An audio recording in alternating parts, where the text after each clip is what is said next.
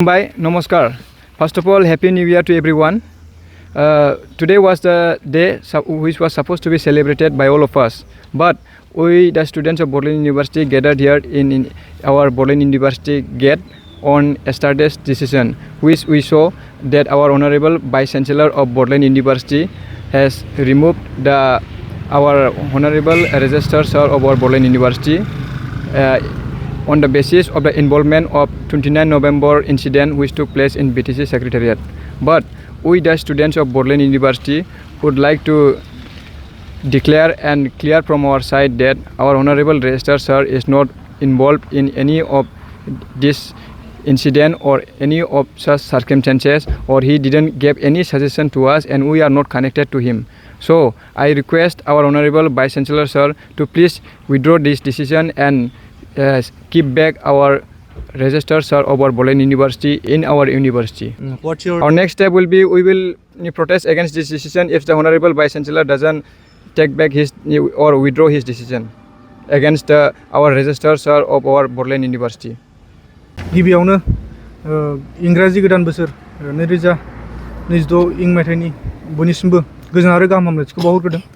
दिनैनि बे media bite लानायनि गुदि जाहोना जादों जोंनि मैयासो ओंखारनाय नटिफिकेशन, जाय नटिफिकेशननि गेजेरजों जोंनि बडलेण्ड मुलुगसोलोंसालि आरो क'क्राझार मुलुगसोलोंसालिनि रेजिस्टारखौ थांनाय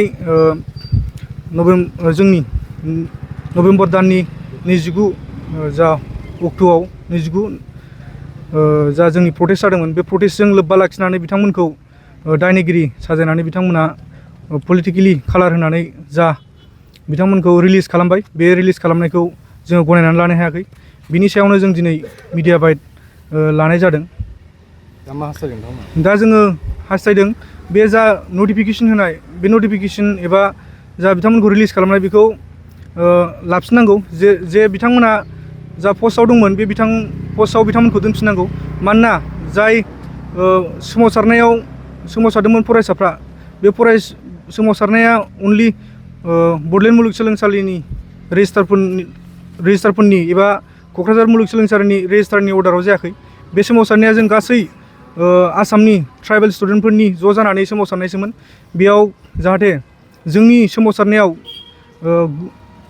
गुबुन सोरबा माबा मोनसे साख्रि मावनाय बा रेजिस्ट्रार सारमोनखौ जेबो कालार होआलासिनो, राजनितिनि कालार होआलासिनो जाहाथे बिथांमोनखौ रिलिज होआ, जों बेखौनो लुगैदों।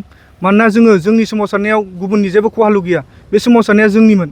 आरो बिथांमोना माबायदि इनकुवेरि खालामनानै बिथांमोनखौ रिलिज होदों, बेयो जोंनि गेजेराव दासिम जेबो